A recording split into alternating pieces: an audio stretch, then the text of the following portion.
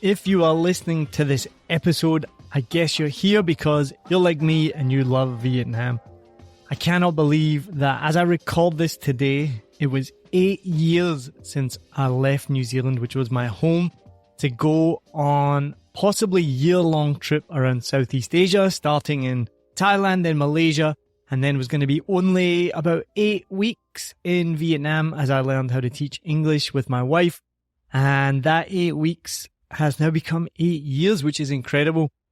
So obviously I love this country. It is a challenge living here. It has its ups and downs and I've experienced them all, but overall I do absolutely love it. And that's why I started this podcast you're listening to, a Vietnam podcast, back in 2019 just as a hobby. And now podcasting is my full-time job. So it is a dream come true. This might be the first episode you're listening to, or maybe you've listened to every single episode already. But the original A Vietnam podcast has been on a long break for now. So I'm sharing episodes from another podcast I host called Vietnam is Awesome, where I talk to people around the country about tourism in Vietnam and share awesome experiences, basically.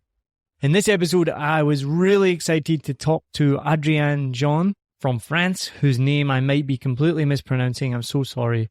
We'll call him AJ. That makes it easier. I can't mispronounce that, right? But he came into my studio. I now even have a studio in Saigon, which is amazing. I went from recording in my front room in Phu Nhan to having my own podcast studio. So he came in and we had a good chat about his photography and his photo tours around Saigon, showing visitors to Saigon what I love the most.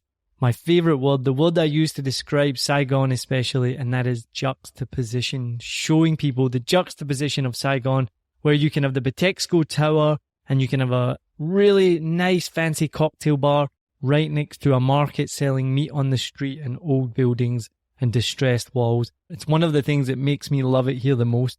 So check out this episode of a Vietnam podcast with Adrien Jean. We're talking about photography in Saigon. Even if you're not a photographer, check out this episode. There's so much good information in it. I hope you enjoy it. And thanks for tuning in to a Vietnam podcast. I have some exciting news coming soon. Cheers.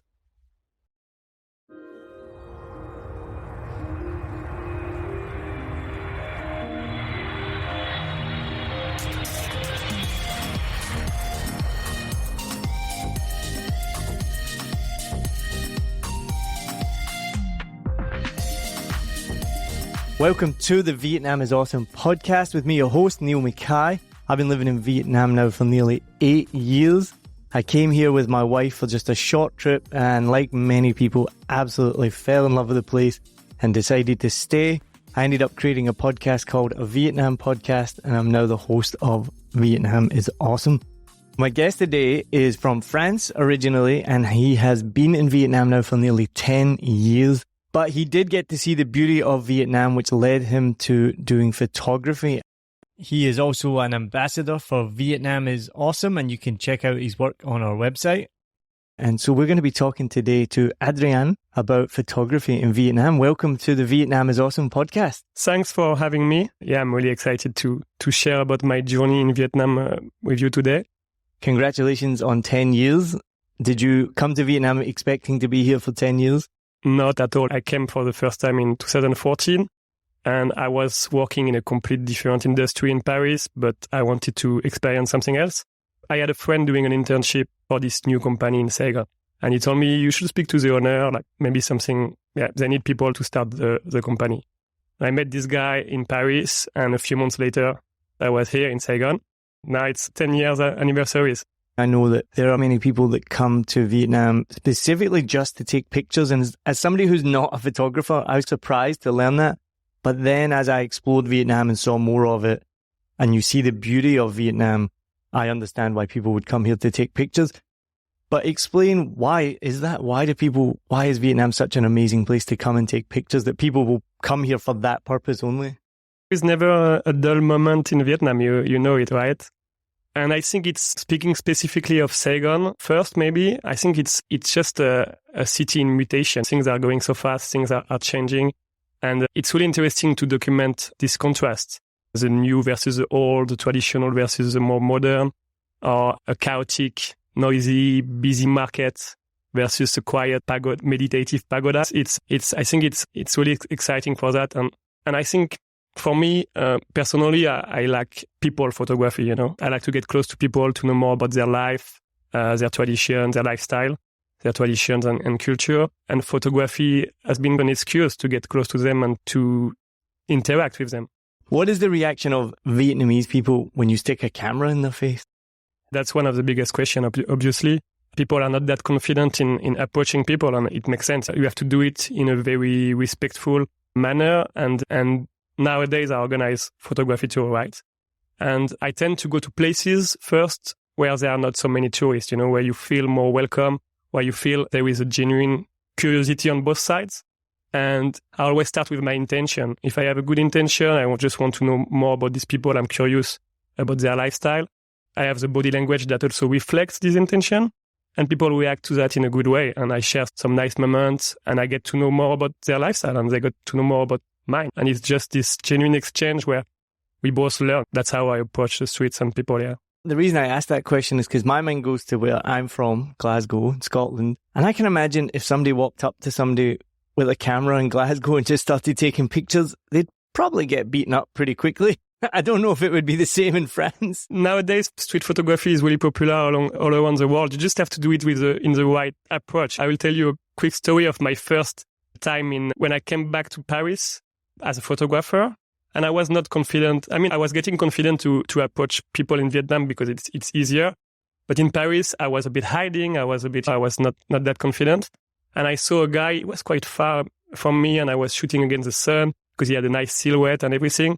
Maybe 50 meters from me.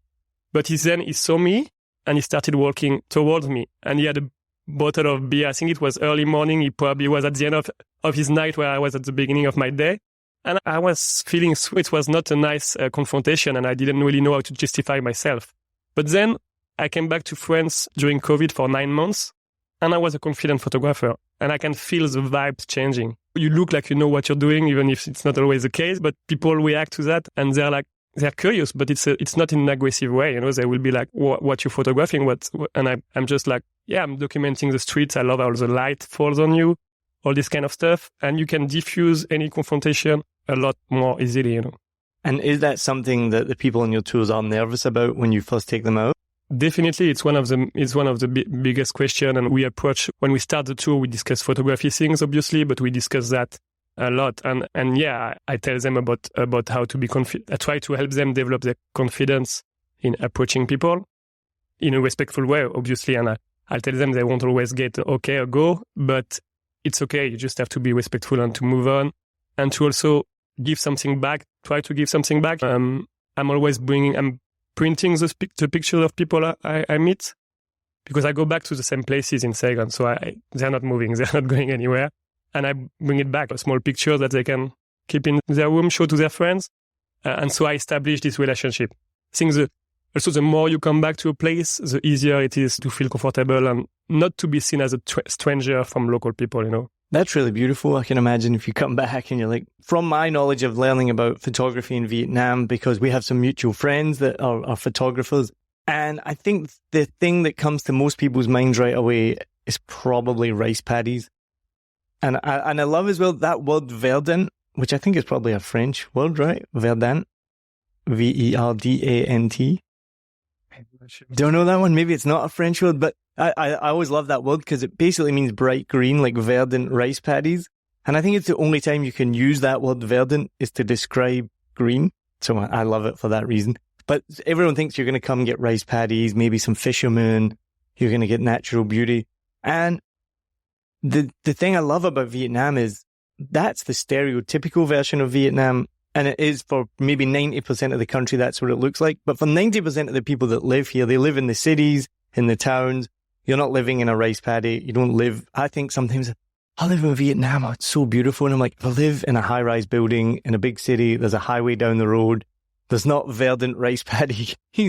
And so is that a big misconception? Or people come to Vietnam to think that they're going to be filming verdant rice paddies? But you're doing something completely different. Yeah, and you have this, I guess, the rise of Instagram and create some wrong expectations for people sometimes coming to Vietnam, photographing the country. You have this part of the cliche is actually true. You can capture beautiful verdant paddy fields. Sounds much better when you say it. I'm sure it's a French word. We'll be right back. Join pilot and adventurer Fernando Pino as he takes you on journeys to discover exciting destinations across the UK and Europe. You'll fly with him to hidden gems and experience local culture, from bustling streets to serene hideaways and the best places to eat, sleep, and play. Travel Plans is more than a podcast. It's your ticket to exploring the world and its history with a friend. In this episode, we are flying to discover a beachside paradise perfect for the whole family. Discover golden sands, activities galore, and even free childcare so you get your own break too. Why am I still here?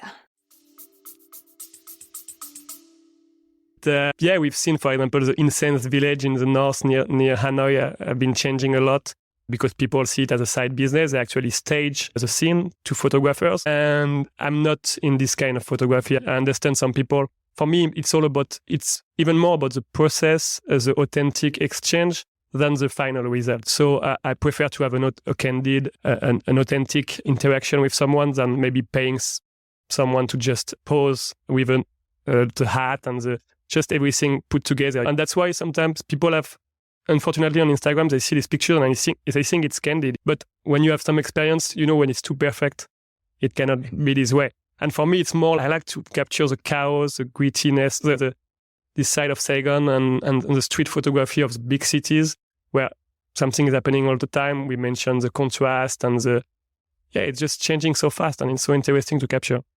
And I have heard this from our mutual friends, I think it was, about these staged photographs, and you can go and it's just they've paid the people and they're ready, they're waiting. And for a lot of photographers, that's just a massive no-no. But at the same time, for the tourists, for the customer, that's what they want, because they don't want to go on a 3-hour walk and maybe find something. They just want to show up, see what they came to see, take the picture and leave. Again, I think it's like it's the difference between process and final result. And for me, I'm more about the experience as well. Of course, I'm more happy if I go back home with amazing images, but what's important at the end is also to have had this exchange with locals. I think it matters even more. And it reminds me of an Anthony Bourdain shot that I saw. I think it was a behind the scenes one, because I don't think it was on his show, where the producer had set up I think it was a fish had been caught or something like that, and it had already been caught, and then they were going to film it like they'd caught it live. And Anthony Bourdain was just furious about it. He was like, I'm not doing this. We are not like staging this shot. And I can't remember if they actually ended up doing it because he had to give in or whatnot, but I do remember that was an example of... The big question, to be honest. That's one of the biggest questions in the travel photography world. As I'm more into street photography, we don't stage things in a big city like Saigon. And we have enough things happening all the time. It's not necessary. And one thing I really love about street photography is also you capturing a fragment of a time that will be soon gone. When we look at pictures from Saigon 30 years ago, we are like, oh, that must have been amazing to be in Saigon at this time.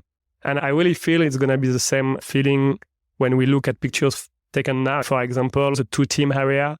So there is this new bridge that was built on the Saigon River, now connecting District 1 and this area. And I used to take a lot of pictures of people, families going on the weekend, flying their kites, no man's land feel, really wild. And I'm really happy I have these pictures because now you have some high buildings, they want to do a very modern thing, like modern area there. And you're capturing a fragment of time. And it's really important. I absolutely 100% agree. So I used to live in District 4, and one of the first high-rises there was called Copac. And we had a view of downtown Saigon. And every now and again, I'll come across a picture I took from 8 years ago. There's no Landmark 81. There's nothing around Landmark 81 is all high-rises now. There's nothing there. There's no 2TM bridge. There's nothing in 2TM. It's still a swamp. If anyone has been here for long enough, they'll remember the Heineken billboards that were on the other side of the river. The Heineken billboards are still there.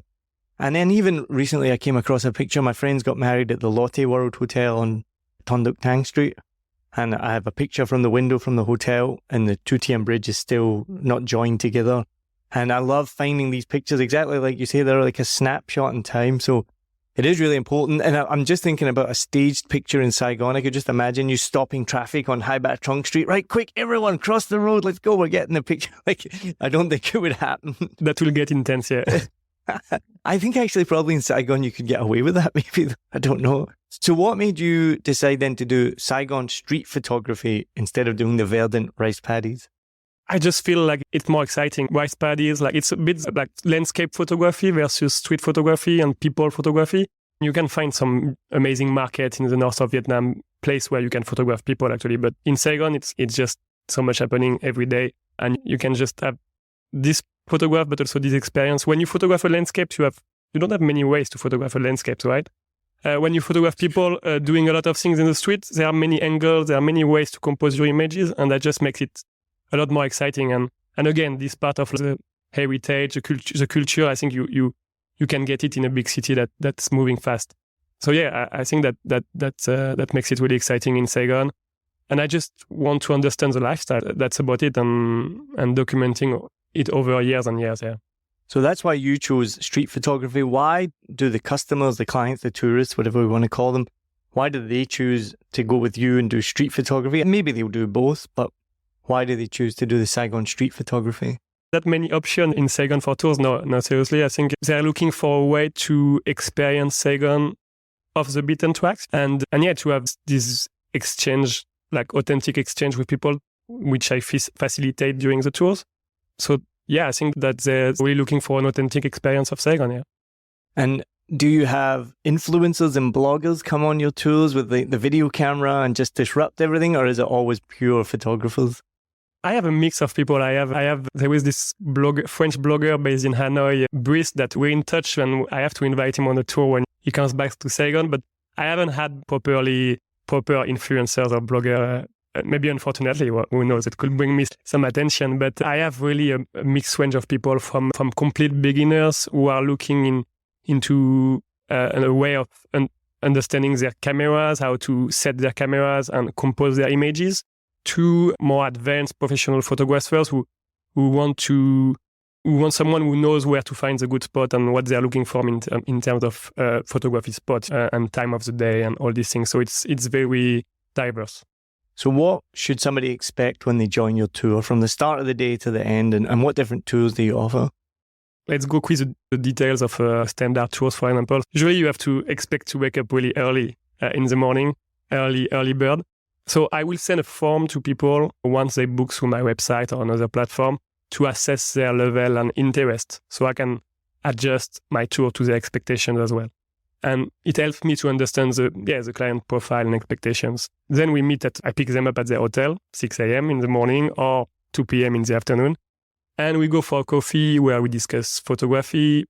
I try not to spend too much time on the technical side of photography, because matters to me is how to see, how to compose your images. So I'm just trying to quickly translate it in easy words, like how they can set their cameras and focus on what's happening and how to compose their images.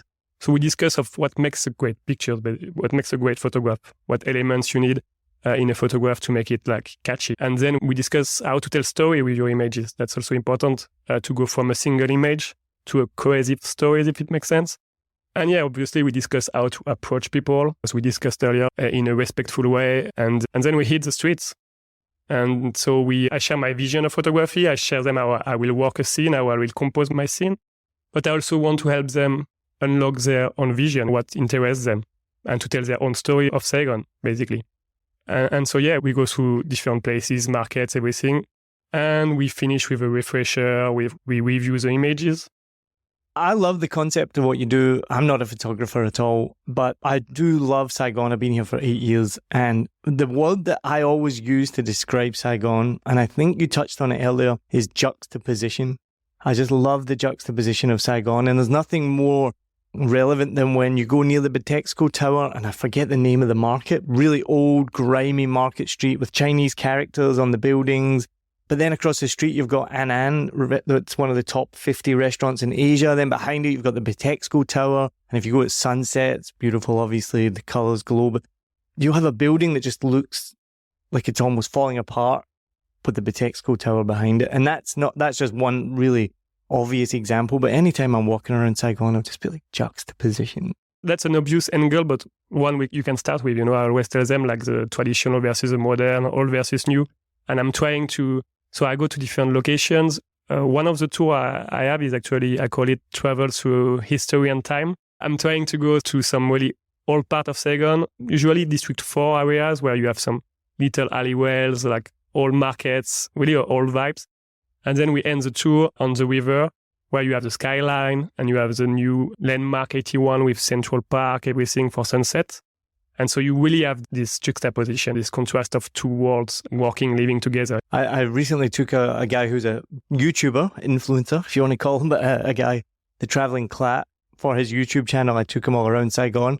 And I probably followed a similar path to you did. So we were on the bike, but we went to District 4 first, had some coffee, some banh mi. Then we went to that market street I was telling you about, drove down there. And we actually finished at Landmark 81. And we were on the river there looking over the river. And he was just amazed because you're looking over the river. There's someone sailing down the river with coconuts. And you can see the old houses from there. But then at the same time, you look behind you and you've got Landmark 81. And this is just incredible. And I'm like, yeah, this is Saigon. It's amazing. And it's nice to document, right?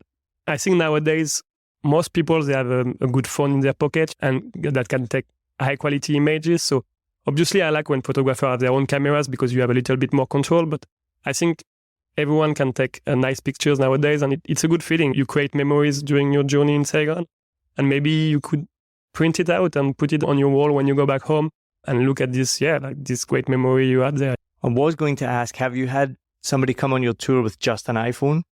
More and more, because I used to be more like people will find me only through my website or more like niche, a bit of street photography. But nowadays I'm on more mainstream platforms. And so people will be more beginners only with their phone. A lot of iPhone 15 Pro Max recently.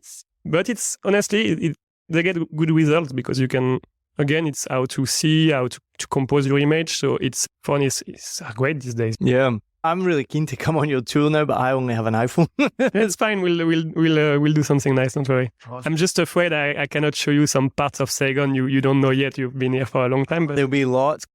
Tell us a typical day. Where do you go? Because there are plenty of places that I've still not been to in Saigon. So I think when people don't know Saigon, what I do is I bring them to Cholon, which means big market in Vietnamese, and it's a Chinatown, basically. I did not know that meant big market.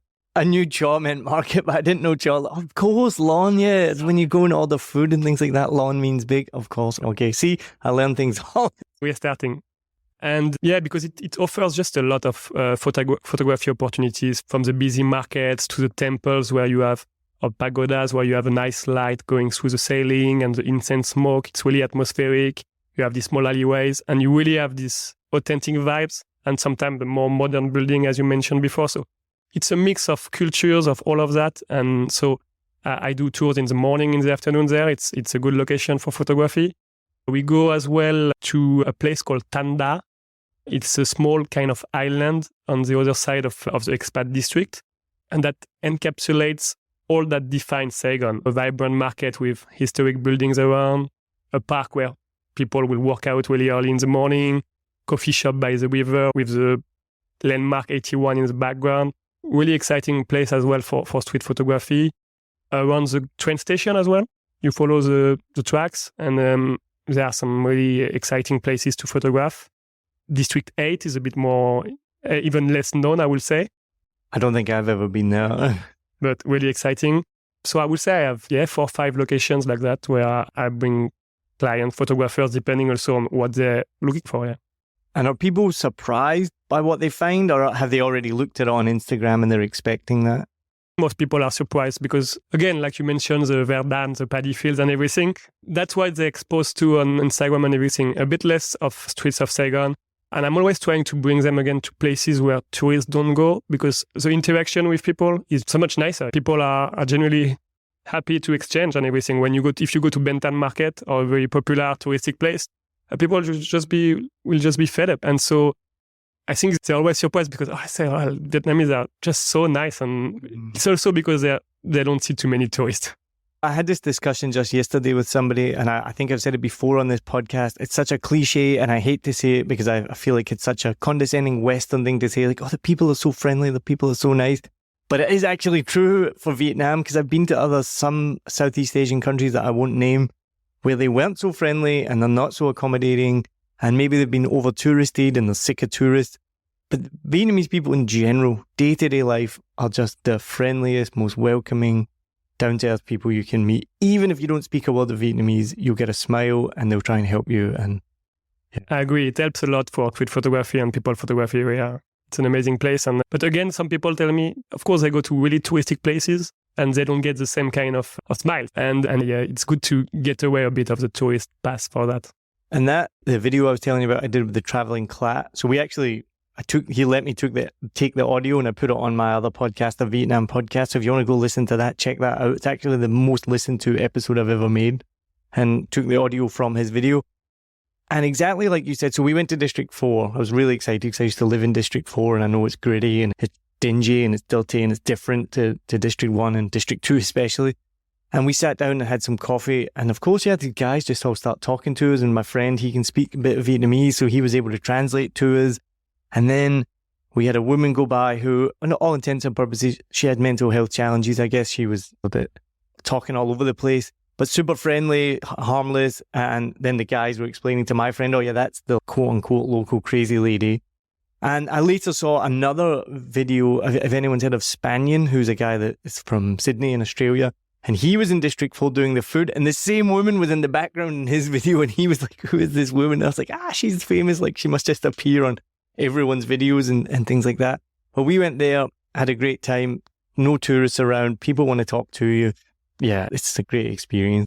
Yeah, of course it's about taking nice pictures, but it's also about this exchange that you will remember a long time after you go back home. So you've been doing the Saigon street tours now for a while. Do you have plans for anything else? Yeah, I'm always looking for new itineraries through the city, but I'm also developing a tour in Mekong Delta, because there are there is a region called Chao Dop near the Cambodian border where it's really exciting to photograph. And I'm also working on some tours mixing street photography and traditional festivals. So for people who are interested in this kind of photojournalism, documentary of traditions, basically. And you have a lot in Mekong Delta or in fishing villages. And I think mixing these both will be quite an experience. And not to cause a mass panic and a sense of urgency with people listening to this, but do you think those kind of festivals, those floating markets, are they disappearing? Are we going to see the end of them within the next 5 to 10, 15 years? I think it's case to case, but definitely these floating markets don't serve the same purpose that they used to. You have bridges, you have connections made easier. I think some of them are mostly for tourists now. You can still find some of them, but I'm not really confident in still having them in 5 years. Or if they will be, they'll just be staged. Exactly. And regarding festivals, I think traditions will survive, and it's a really nice way to have a glimpse at what is Vietnamese culture. Maybe just come to Vietnam and experience it through photography. It will make long-lasting memories. If you happen to be in Hoi An during your trip, I have also a really good friend, Adrien, who is organizing photography tours in and around Hoi An and also in North Vietnam. And I actually did my first photography tour ever with him, and he planted the seed for me to do this kind of stuff. Go check him out. If you're in Hoi An, he's also an ambassador for Vietnamese Awesome. Yeah. And it's a small world in Saigon. So you've been in touch just recently with my brother-in-law, who's a photographer. And so I've met Adrien before through my brother-in-law. And I remember talking to him, and I met recently another photographer up there, Quinn Mattingly, and he was talking a similar thing about the amazing reaction from people. You can walk up to them in the middle of the verdant rice paddy and, just have a smile and a chat. And I remember he was telling me as well, people will invite you into their homes. You can go in and they'll give you food and drink and sit with you and talk with you. And it's just, again, another cliche, but it's not a cliche that Vietnamese people are just amazing. They're the best yet. Awesome. How can that person listening right now I'm getting on the next plane to Vietnam, I'm taking some pictures, how can they get in touch with you and how can they book your tour? I have my website, Adrien Jean Photography. So if they put in Google Saigon Photography Tours or Ho Chi Minh Photo Tours, they will find me pretty quickly. I hope so. And yes, through the VAA platform as well. Vietnamese Awesome through the platform. Yes, they can contact me on Instagram as well or through the website. Perfect. And we'll make sure we put those links in the show notes as well. Adrien, Thank you so much, Adrien. Make sure you go and check out the show notes for all the links that you need. Go to the Vietnam is Awesome website. You'll be able to find more about Adrien and his photo tours as well. And if you do want to book a tour in Vietnam, then get in touch. Go to the vietnamisawesome.com website. My name is Niall Mackay. I've been your host. And make sure you go follow us on social media, Instagram, all that good stuff as well. And get in touch with us as well. I recently had somebody email me asking for tips after listening to one of our episodes, so you can get in touch with me as well. You can go to my website, 7millionbikes.com. And if you're confused by the Scottish accent, that was bikes, B-I-K-E-S, not bakes, B-A-K-E-S, which when we transcribe this episode, it always comes up 7 million bakes, but it's bikes. Adrien, thank you very much. Thank you for listening. Cheers. Thank you for having me.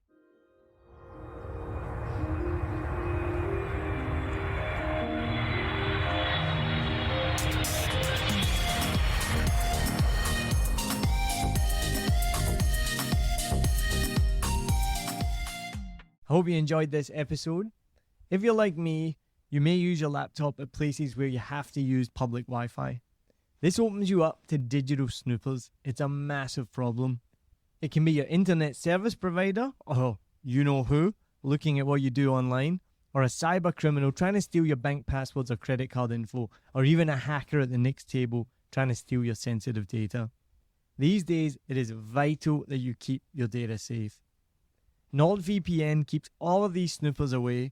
It makes your internet activity private, protects you from accessing dangerous websites that are phishing for your data, and lets you enjoy your favorite content securely, even while away from home. And it's easy to use, even I could use it. I've actually been using NordVPN for years now here in Vietnam, and I'm excited to be an affiliate partner with them. I've used NordVPN to watch Netflix, BBC, Disney Plus with ease. And I also know that my information and data are safe from prying eyes, whoever they may be. Join now and you'll get 68% off and 3 months free when you go to my link, nordvpn.com/SMB. Just again, for those hard of hearing, nordvpn.com/SMB. The link is also in the show notes. I know nobody checks them out, but go check that out and you can get the link from wherever you're listening to this podcast.